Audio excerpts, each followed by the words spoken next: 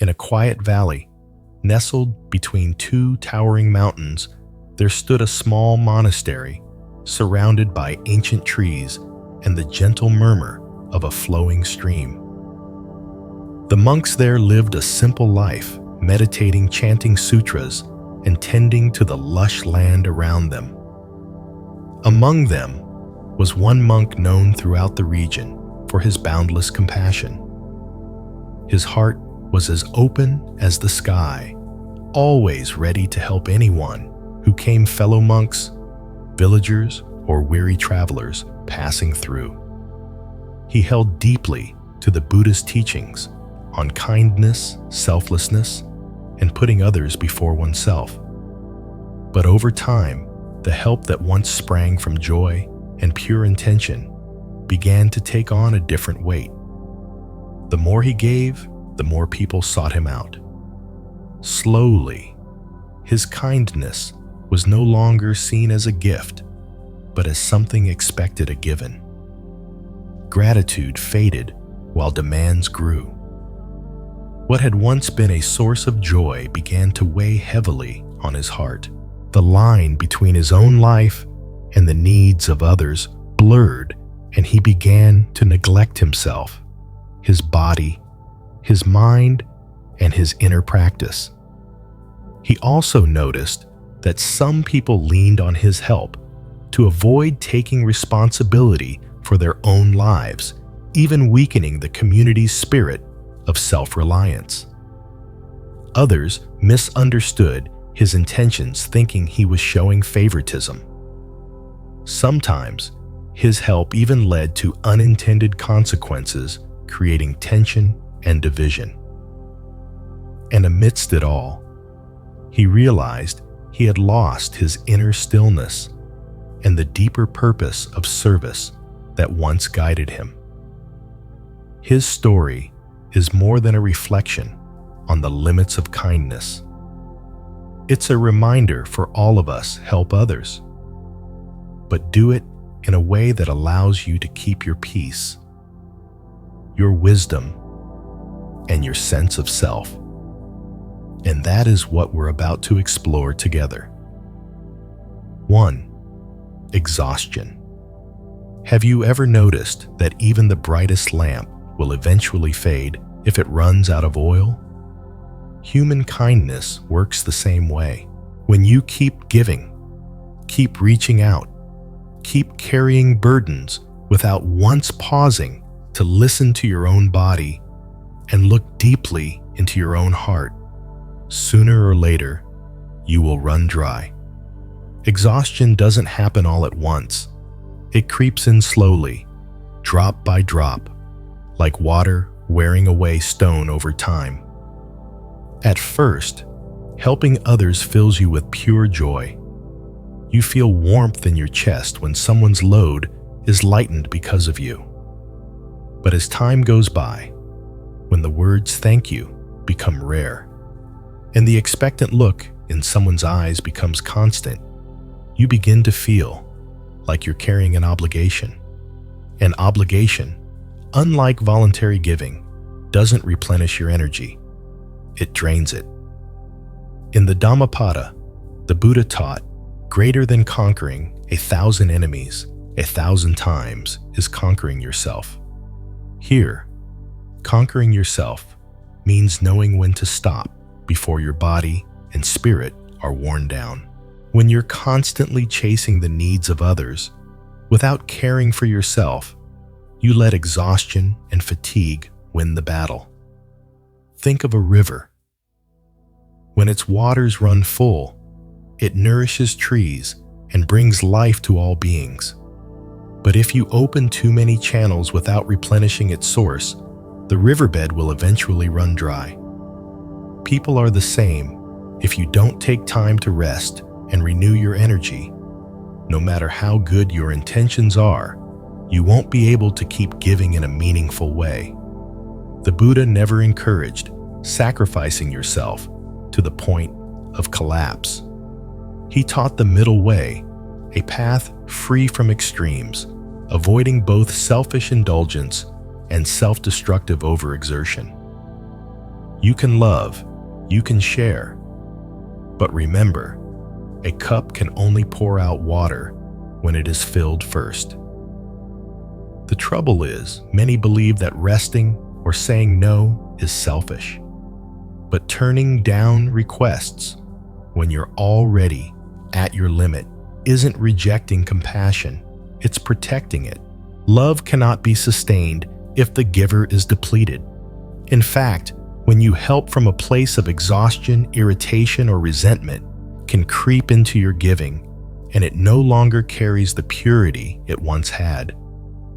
If you want to help for the long run, learn to care for yourself. Sit in a quiet morning. Take a deep breath. Feel your heartbeat. Notice the air moving in and out. In that moment, you're replenishing your inner river. When your body is strong and your mind is clear, that energy will naturally flow to others. Then your help will no longer feel like an obligation. It will be a complete gift. Even the wisest among us need to pause and restore themselves. They don't see it as turning away from service, but as the only way to walk further down the path. Like a pilgrim who stops by a stream to drink, rest their feet, and remember why they began the journey. When they return to the road, they walk with steady steps, a calm heart, and a love that never runs out. So don't wait until your body speaks through bone-deep weariness, or your heart grows so heavy that the joy of helping fades away. Nurture yourself every day, like tending a warm flame, so that your light not only shines today, but continues to shine for all the tomorrows to come. 2. Losing personal joy and fulfillment. There's something strange about kindness. If you don't nurture it from within, it can slowly become the very thing that drains the life out of your spirit. When everything you do day after day revolves around helping others, there's a quiet risk you start to lose touch with the very things that once made you happy, peaceful, and whole. In the beginning, helping others can feel like pure joy. Every smile you receive, every look of gratitude is like a cool breeze touching your heart. But over time, as private moments disappear, as the little hobbies and rituals that once fed your soul get left behind, you realize that joy has changed color. It no longer feels like a radiant delight. It begins to feel like a dry obligation. And when duty replaces joy, your heart knows the difference. Buddhist teaching holds an important truth. Your mind must be at peace first before your actions can bring peace. True, giving only has real value when it comes from a place of inner abundance, not from lack or depletion. If inside you there's an empty space, then no matter how much you give, the emptiness remains. It's like a musician plucking strings with trembling, tired fingers. The sound may still come, but it no longer moves the soul. Ask yourself, when was the last time you did something purely to nourish yourself? The last time you sat quietly with a cup of tea or walked under a row of trees without thinking of anyone else? If the answer is a long time ago, it's a sign you may be losing personal fulfillment. And when that fulfillment fades, the light in your giving fades with it. The Buddha emphasized the middle way, not indulgent selfishness, but also not self-sacrifice to the point of harm. The middle way teaches us to care for ourselves like tending a garden. You can't keep picking flowers to give away without watering the roots. One day, the flowers will wilt, and you'll have nothing left to offer. Many people think living for others means giving up everything they love, but that's a misunderstanding. In truth, when you stay connected to the things that nourish your soul, a quiet afternoon reading a dawn meditation, a piece of music that soothes you, you create a wellspring of fresh energy to share. Ignore those moments, and your heart will dry out, making your help feel as heavy as a stone. Remember, joy is not just a reward, it's the fuel. It's the water that keeps the roots of compassion alive in you. Without moments of personal happiness, it's like walking a long road without stopping for water. You will eventually run out of strength, and the journey will feel far harder than it needs to be.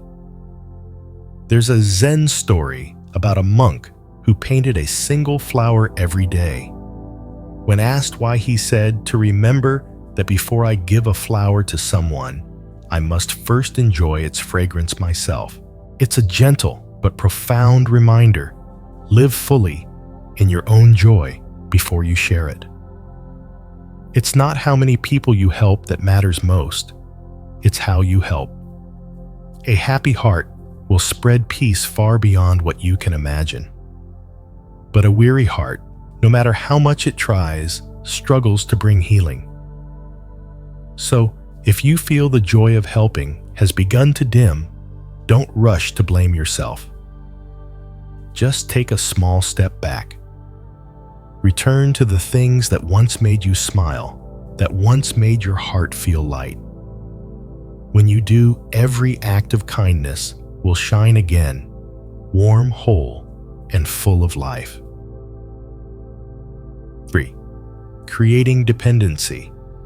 There's a quiet paradox in helping others that most people don't notice. Sometimes helping too much can actually cause more harm than good. When you're always there to solve every problem for someone, they gradually lose the ability to stand on their own. And when that happens on a larger scale, the community doesn't grow stronger, it becomes weaker. Picture a young tree in the wind. If you constantly prop it up with stakes shielding it from every breeze, its roots will never dig deep, and its trunk will remain soft. Then one small storm could break it. People are no different. If someone never has to figure things out for themselves, never has to stand up, after falling, their inner strength never gets developed.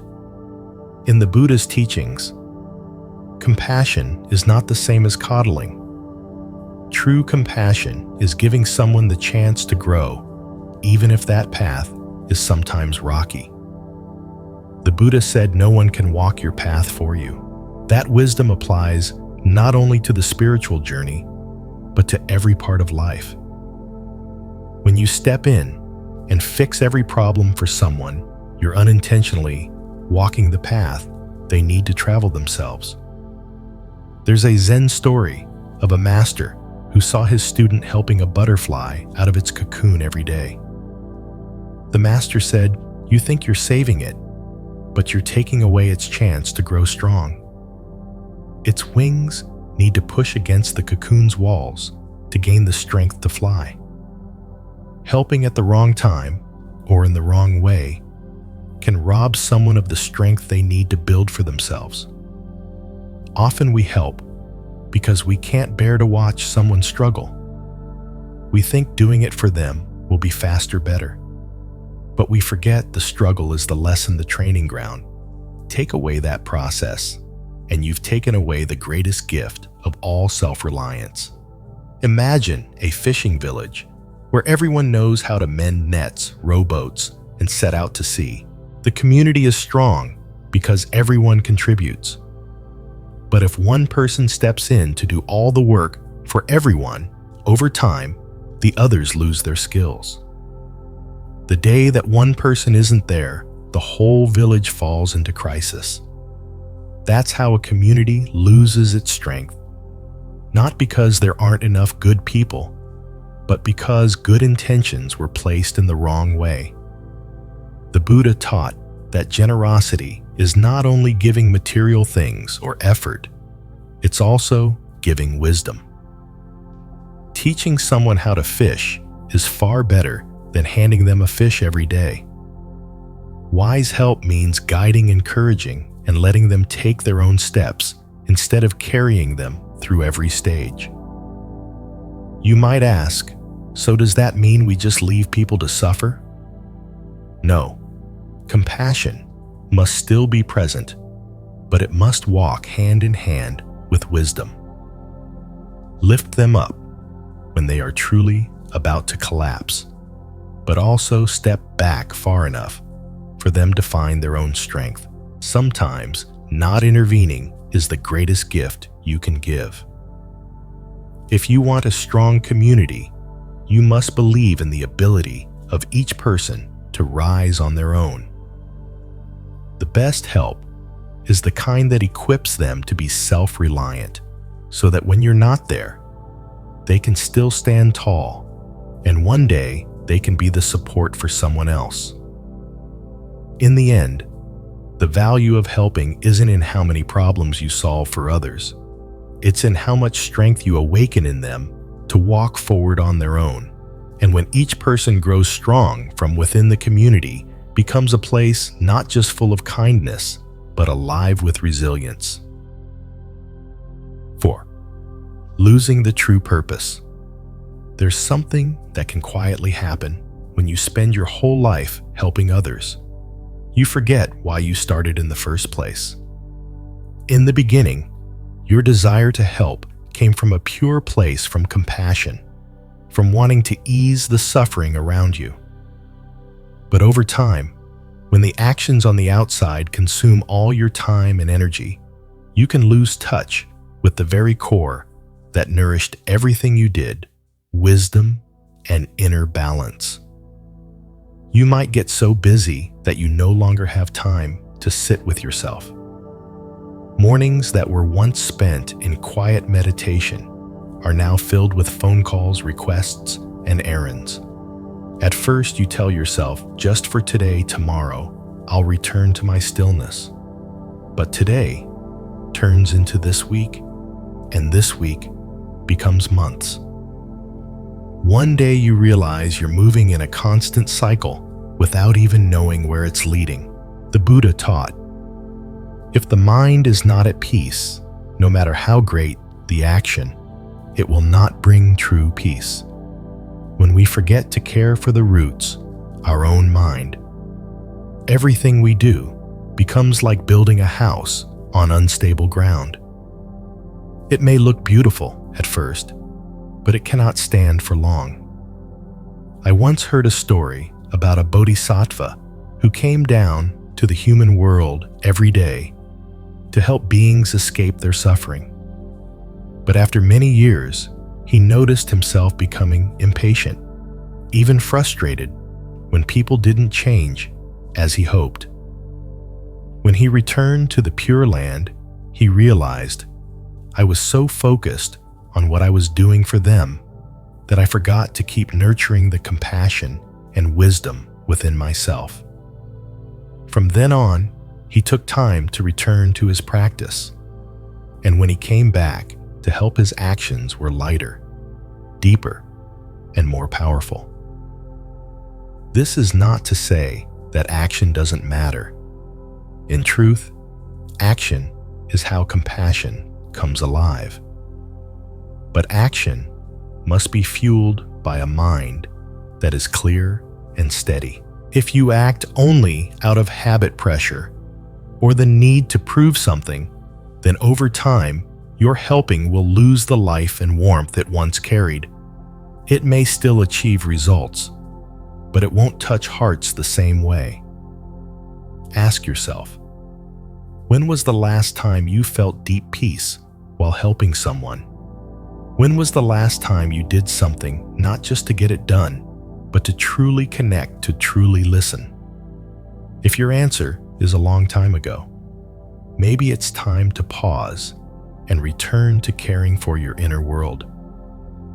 In the middle way, the Buddha taught that the right path is not exhausting yourself in endless doing, nor is it focusing only on yourself, while neglecting others. It's harmony between action and stillness between giving and self-nourishment. When you find this balance, every act becomes complete, not just on the surface, but deep within. Helping is not only reaching out your hand, it's also reaching out your heart. And the heart can only give when it is full. A heart nourished with wisdom and stillness knows how to help without burning out, how to love without attachment, and how to act without losing itself. So, if you find yourself running endlessly down the road of helping others without remembering why you began, stop, sit, breathe, look deeply within. Because when you return to your true purpose, nurturing your wisdom and inner balance, your actions will once again carry the power to heal, not only for others, but for yourself as well. 5. The burden of expectation. There's a subtle moment most people don't notice, the moment when kindness, once a gift, starts being taken for granted. At first, you help someone, and their eyes light up with gratitude. You feel joy knowing you've done something good. But over time, that gratitude fades, replaced by an unspoken expectation. And when that happens, the joy that once fueled you begins to feel like a weight. When people get used to you always being there, they stop seeing your effort as a sacrifice and start seeing it as your duty. And when you can't deliver, instead of understanding, they may feel disappointed or even resentful. That's when you stop helping from a place of choice and start helping out of fear of letting others down. That's when pressure quietly replaces joy. The Buddha once said, "One who lives dependent on the expectations of others will be swayed like a leaf in the wind." When your actions are driven by outside demands instead of your own free will, your heart is no longer free. You're not helping because you want to. You're helping because you feel you have to. And that sense of obligation will sooner or later wear you down. I once heard a story about a monk known for always being there to help anyone in the village. In the beginning, everyone was deeply grateful, but over time, it became assumed that he would always be available. One day, the monk fell ill and needed rest. Instead of concern for his health, a few villagers scolded him for not showing up to handle their problems. That day he realized when kindness becomes seen as a right, it stops being a gift. This doesn't mean you should close your heart, but it's a reminder you have the right to set boundaries. Helping must come from a place of freedom, not pressure. When you give from freedom, your compassion stays light, unconditional, and free from the heaviness of obligation. You might ask, how do I keep helping others without becoming the one who carries everything? The answer lies in awareness and wisdom. Help when it's truly needed, when it offers lasting benefit, and when you still have the energy to give. And learn to say no, not to reject love, but to protect it from being turned into an obligation.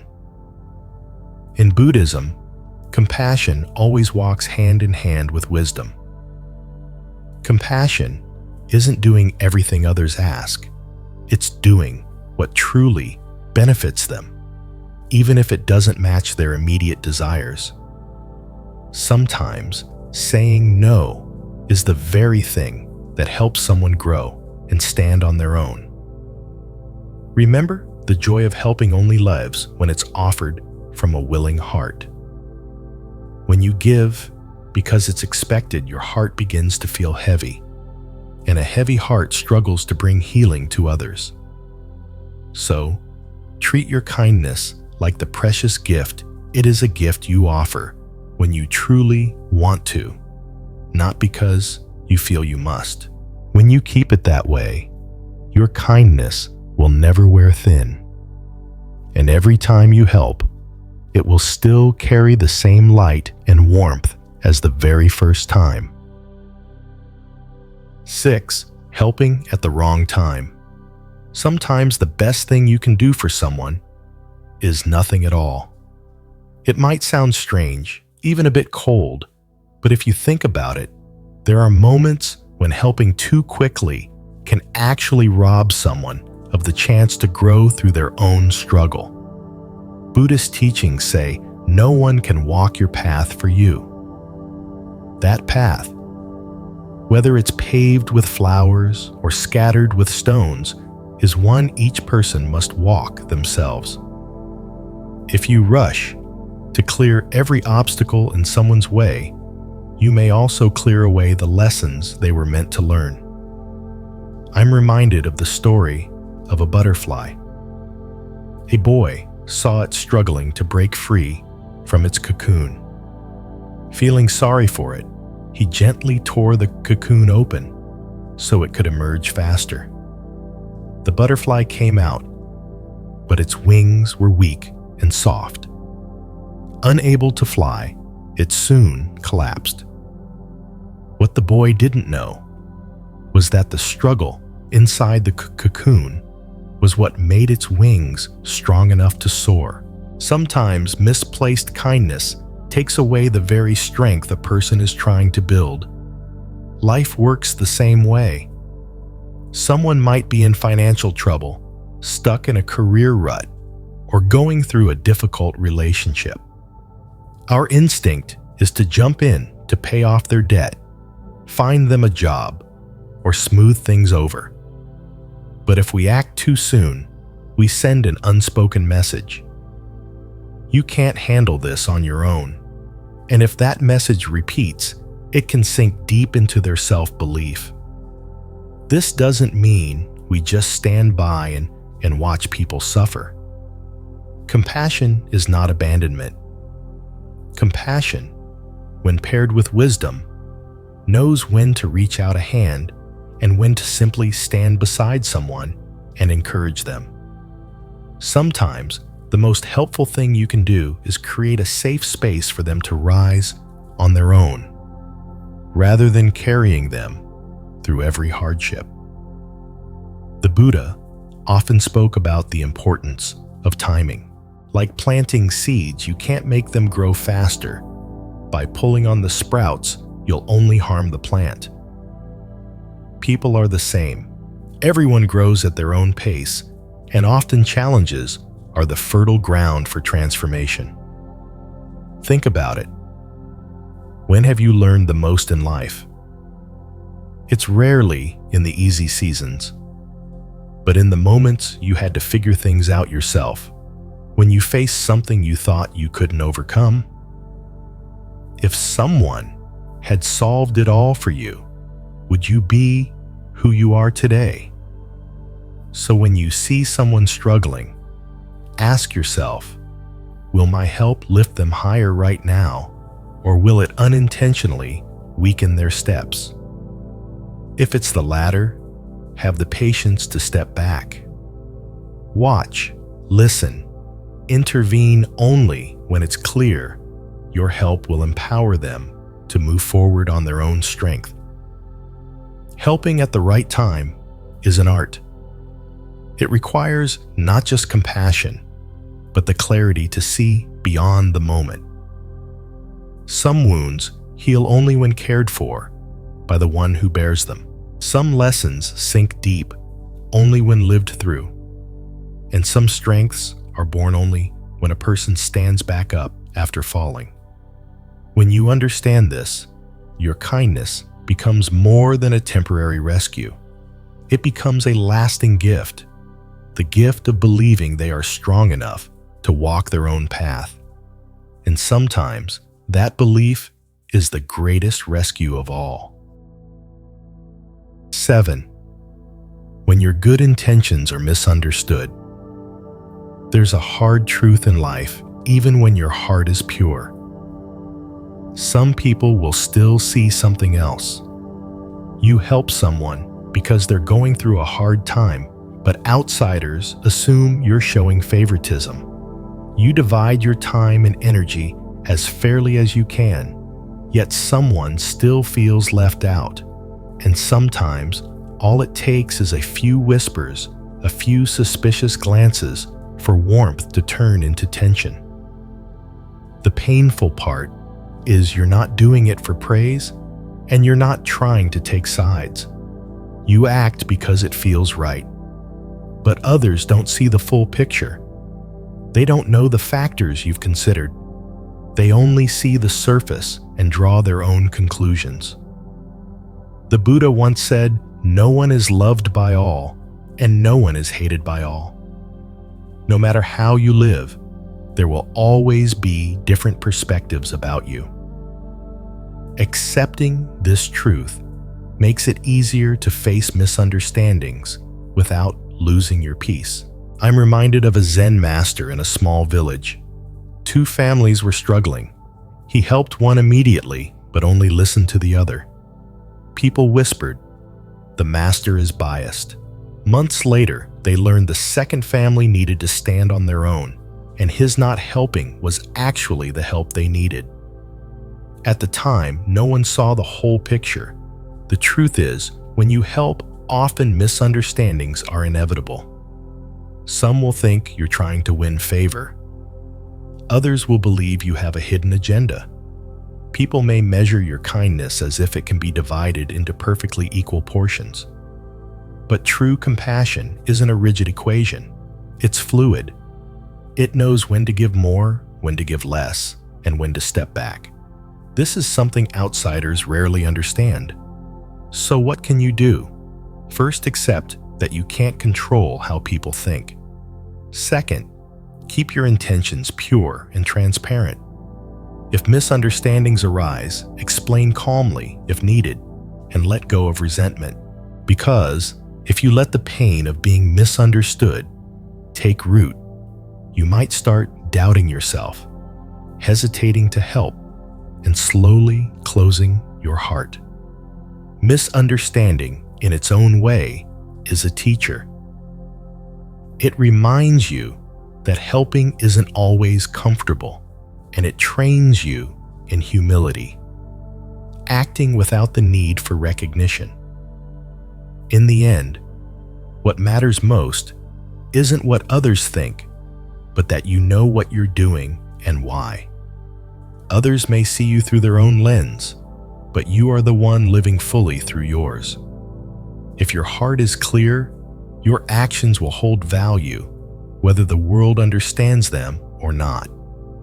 And when you keep that stillness, both praise and criticism pass over you like a breeze over a calm lake, making ripples, but never muddying the water. 8. Enabling harmful patterns. There's a kind of help that looks compassionate on the surface, but under the light of wisdom, you realize it's not truly healthy. It's when we give without discernment, turning our kindness into a crutch that lets someone avoid responsibility and stay dependent. Have you ever known someone who keeps running into the same problem over and over, and every time you rush in to fix it? At first, you believe you're rescuing them from hardship, but months pass, years pass, and they don't grow, they don't change. In fact, they've come to rely on your presence just to get by. That's when you realize you're no longer helping them. You're feeding their dependency. In Buddhist teaching, compassion must always walk hand in hand with wisdom. True compassion isn't about keeping the door open forever. It's about showing the path so they can walk it themselves. If someone refuses to face the consequences of their actions and you keep cleaning up after them, you're robbing them of the very lessons they need to learn. As the Buddha said, no one can carry another's karma. Each person must bear responsibility for their own life, because it's through that responsibility that growth happens. I'm reminded of a young man in a village who often spent recklessly and fell into debt. A kind relative would pay it off each time. The first time, he was grateful. The second time, he promised to change, but didn't. By the third and fourth, he no longer saw it as a favor, but as his default escape. The sad truth is that help kept him trapped in the very cycle that was harming him. Helping well is an art. It's not just about giving, it's about asking, will this help them stand on their own, or will it make them lean on me forever? If the answer is the second, the wiser choice might be to step back. The Buddha taught that to truly love someone, sometimes you must let them hit rock bottom, so they can see for themselves that only their own change can lift them out. It may sound harsh, but that's steadfast compassion, caring enough to want them free from the root of their suffering, not just the symptoms. You can stand beside them, listen, encourage, and be ready to help when they're genuinely trying to walk forward. But if you keep lifting them up every time they fall, without letting them find their own footing, you become a permanent crutch, and legs that always lean on a crutch never grow strong. So before you help, ask yourself, will this awaken their strength or preserve their weakness? If it's the latter, choose a different kind of help, one that empowers rather than enables. Because in the end, the most meaningful help isn't doing it for them, but giving them the belief and the tools to change their own life. And when they finally do, you'll feel a deep joy, the joy of having planted the seed and letting it grow in the light of freedom and responsibility. 9. Losing your personal boundaries. One of the easiest traps for people with open hearts is this: you get so used to putting others first that one day you no longer know where you stand in your own life. Every thought, every action revolves around meeting someone else's needs, and you have little time or energy left for yourself. The line between mine and theirs becomes so blurred you can't tell which feelings and desires are truly yours and which are pressures handed to you by others. At first, this sounds noble: helping, sacrificing, caring. These are beautiful values, but over time, when you constantly push your own needs aside, you start to feel drained. Not drained by the acts themselves, but by the imbalance. Your body tires, your mind strains, and even your once abundant compassion begins to run dry. The Buddha taught, if you cannot save yourself, you cannot save others. This isn't selfishness. It's a basic truth. To help someone deeply and sustainably, you need a steady inner foundation and a healthy body. When you're depleted, what you give carries tension, frustration, or reluctance, and that's no longer pure generosity. I once met a woman in the village who was everyone's pillar. Her children relied on her neighbors, came to her friends, counted on her. Then one day, she fell seriously ill. Lying in bed, she said, "I've spent my whole life running after everyone else's needs, but never stopped to ask, what about me?" I never forgot those words. The problem with having no boundaries is you become a door that's always open. People can walk in anytime with their demands, problems, and even their negative energy. Over time, you forget how to close the door when you need to, And when the door is always open, the home inside you becomes cluttered, messy, and loses its peace. In Buddhism, boundaries aren't walls of selfishness. They're fences of wisdom. They protect the space where you can nurture your own heart, so that when you do open the door, you can welcome others with your full presence and genuine love. Without that space, all that's left to give are scraps of your energy, and no one truly benefits from scraps. Ask yourself, am I helping because I truly want to, or because I feel I have to? If it's the latter, you may be crossing your own line without realizing it. Cross it too often, and you lose yourself. Setting boundaries doesn't mean turning away from the world. It means knowing when to say yes and when to say no. It's like tending a garden. If you let people pick flowers and break branches without care, one day there will be nothing left. But if you water, prune, and nurture it, then invite others to enjoy the blooms at the right time, your garden will always be vibrant and full of life. Remember, you can't be the water source for the world if your own well has run dry. Protect your boundaries, not to distance yourself, but so you can meet others whole, healthy, and full of love.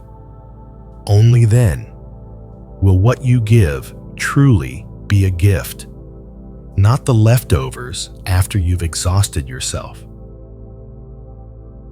10. Hurting the recipient's self-esteem. Here's something subtle that many people miss. Not every act of help is received as a gift. If you're not careful, the hand you extend can unintentionally touch someone's pride in a way that makes them feel weak, incapable, or worse, pitied. Human beings live not only on food and shelter, but also on dignity. When someone is going through a difficult time, they need more than a solution. They need to feel respected, to feel seen as a person who still has value. If your help carries even the slightest air of superiority, an attitude of, I'm strong and you're weak, then no matter how good your intentions are, the other person may walk away feeling hurt. The Buddha taught about dana paramita, the perfection of giving, which isn't just about offering material things, but also about giving respect, compassion, and wisdom.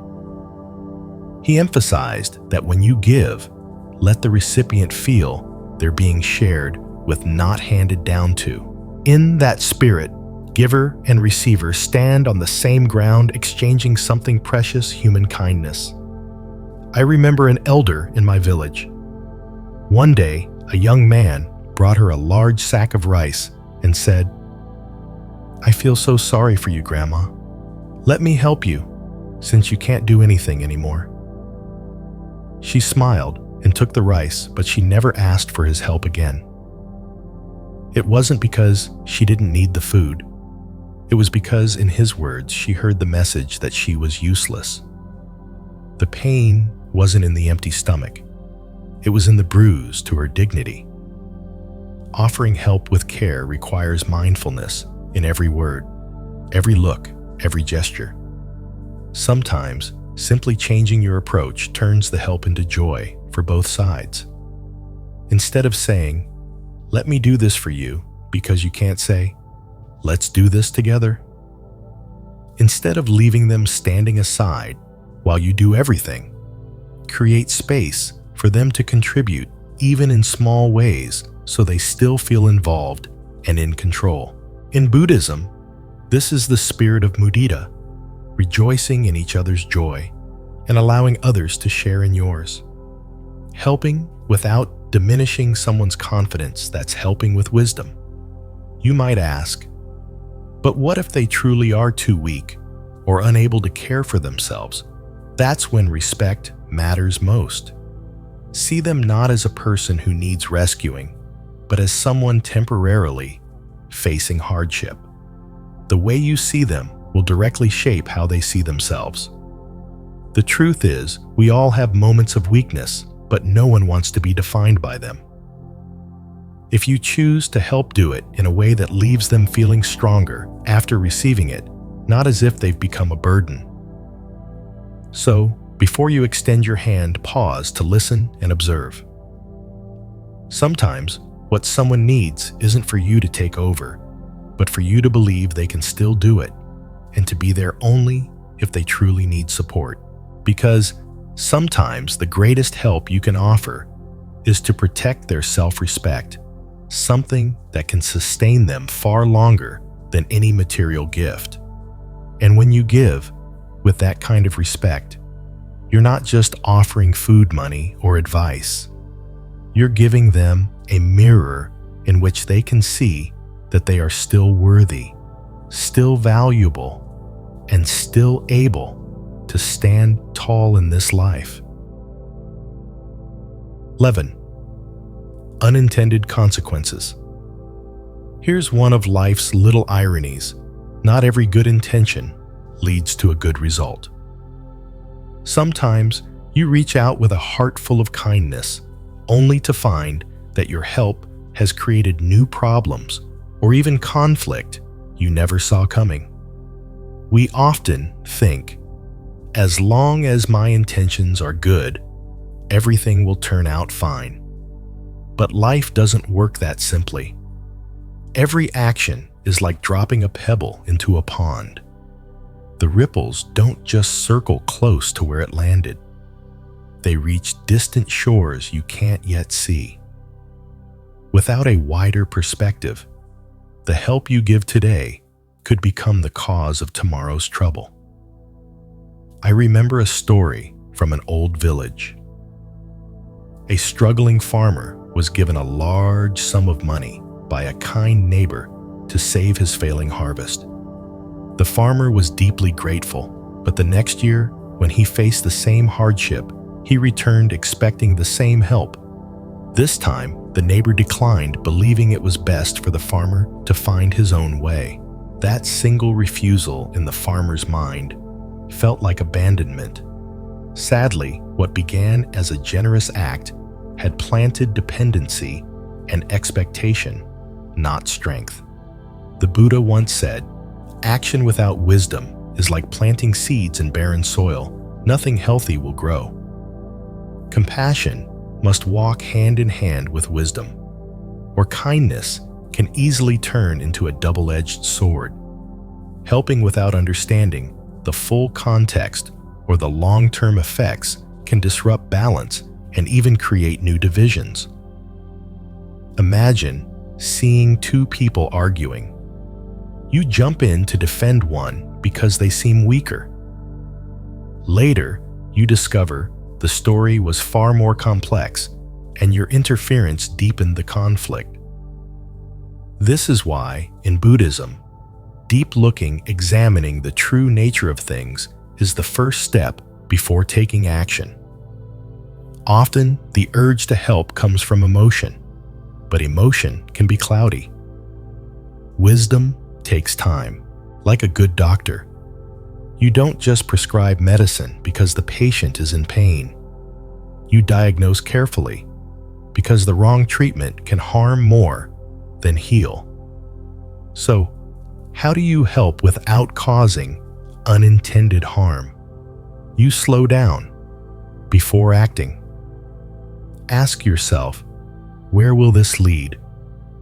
Will it address the root or just soothe the surface?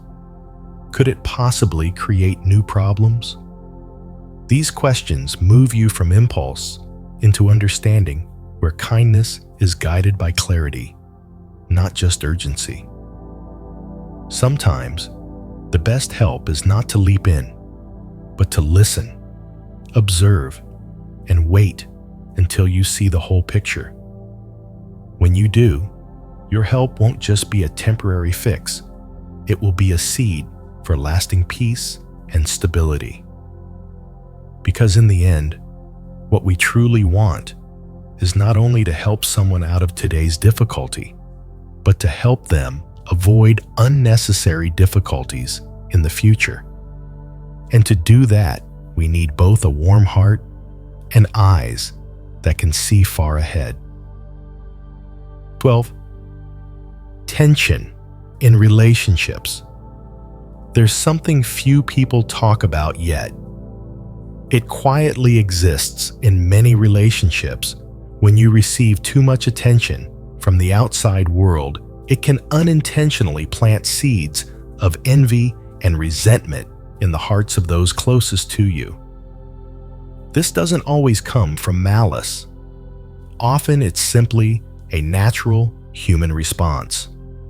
When someone is constantly praised, sought after, or admired, the people around them, even those who love them, can start to feel overshadowed. And if that feeling isn't acknowledged and addressed, it can slowly create a silent distance between hearts that were once close. In the Dhammapada, the Buddha said, "Jealousy burns away merit, like fire consumes a forest."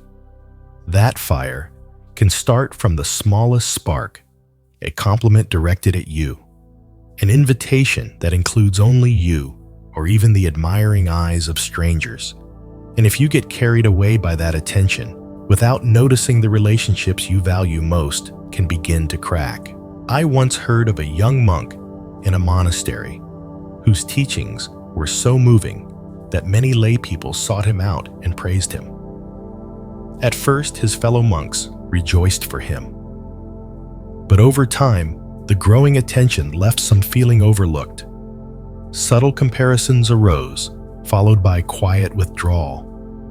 The young monk never intended to outshine anyone, but only when he saw the distance in his brother's eyes did he realize he had unknowingly allowed outside attention to disrupt inner harmony. We often believe that as long as we don't do anything wrong, our relationships will remain strong. But the truth is, relationships need care, not only through actions, but also through mindful awareness. When you're in a position where many seek you out, ask yourself, am I sharing the spotlight fairly? Am I giving as much time and encouragement to those close to me as I do to others? In Buddhism, there's the concept of rejoicing in others' merits, being genuinely happy for the good that comes to someone else. But for others to rejoice in your success, you sometimes need to practice humility, share opportunities, and create space for everyone to shine. Because if the light shines only on one person, the others will see their shadows stretching longer. Don't let yourself get swept away by the rush of recognition. Recognition is a double-edged sword. It can lift you up, but it can also quietly pull you away from those who were once your strongest support. If you notice that the people closest to you have grown quieter, less open, or more distant, don't rush to blame them. Pause and reflect on how you've been showing up in the relationship. Sometimes, all it takes is a heartfelt conversation, a moment to acknowledge their value, or sharing some of the light you've been receiving to replace envy with renewed connection. Because in the end, none of us truly wants to stand at the top alone. The most precious thing isn't the applause of strangers, it's the trusting eyes and warm presence of those who have walked with us through countless seasons. And to keep that, sometimes you must turn back and let your light warm everyone, not just yourself. 13. Weakening a community's inner strength. There's something that seems harmless at first glance, yet it quietly erodes the foundation of an entire community. When too many problems are constantly handled for others, on the surface it feels wonderful. Someone steps in, takes responsibility, and tackles the hard work. But over time, as people get used to having another hand solve everything, they slowly lose not only the skills to take care of themselves, but also the spirit of carrying the load together. Imagine a small village. In the beginning, every villager knows how to grow vegetables, fix a roof, mend a fishing net, carry water. Everyone can care for themselves, and they're ready to help a neighbor when needed. Then one day, a single well-meaning person decides to take care of all these tasks for everyone. At first, the village is grateful, but slowly, when the roof leaks, no one thinks to climb up and repair it. When dinner is missing vegetables, no one walks out to the garden to plant more. They think only of one thing. Let's go ask that person. And over time, the skills fade and the once strong bonds of mutual support turn into a fragile thread of dependence. In the Buddhist teachings, the Buddha once said, "Those who light their own lamp walk with stability." This wisdom applies not only to individuals, but to entire communities. A healthy community isn't one where a single person is strong enough to carry everyone. It's one where every member has the ability to contribute, and together they withstand the storms of life. The problem with solving too much for others is that it creates a subtle mental habit. People stop believing in their own ability. Once that confidence fades, so does the motivation to learn and to act. Over time, the community becomes like a cart running on a single wheel. If that one wheel breaks, everything comes to a halt. I once saw this happen in a small rural monastery. At first, all the monks shared the work planting vegetables, cooking meals, cleaning, welcoming guests. But then one very capable monk began to take on most of the tasks. Seeing this, the others gradually stepped back from their responsibilities. Just a few years later, when that monk fell ill, the monastery fell into chaos. No one knew how to tend the garden, prepare a meal for the sangha, or properly receive visitors. Only then did they realize that the convenience they'd enjoyed had slowly drained the community's inner strength. Helping others is not wrong, but if you help in a way that takes every task onto your own shoulders, you unintentionally take away the opportunity for others to grow. In Buddhism, this is the difference between compassion and indulgence. Compassion lifts others so they can stand on their own. Indulgence nurtures weakness. So how do you help without weakening a community's resilience? The answer is to help in a way that empowers. Don't just give them a fish, teach them how to fish. Don't do everything for them, do it with them, so that even in your absence they can keep everything running. And most importantly, nurture a spirit of togetherness so that everyone feels they are an essential part of the whole, not just a recipient. A strong community is not a place where one hero carries the world, but where everyone knows how to join hands and walk through difficulties side by side. Because when each person keeps both their skills and their self-reliance alive, the light of the whole community can never be extinguished, no matter what storms may come. Life constantly gives us opportunities to give, but it also reminds us that giving must be paired with wisdom. True helping is not only reaching out a hand, but also preserving another's strength, dignity, and ability to stand tall. In the end, what matters most is not how much you've done for someone, but how much strength you've helped awaken within them so they can walk forward on their own. If this message resonates with you, let it settle deep in your heart so that the next time you help someone, you do it with both love and understanding. Subscribe, to Buddhism seeds, to grow wisdom and compassion with me, one story at a time.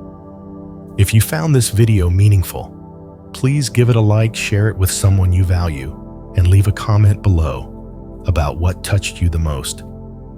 I'd love to hear your thoughts and stories.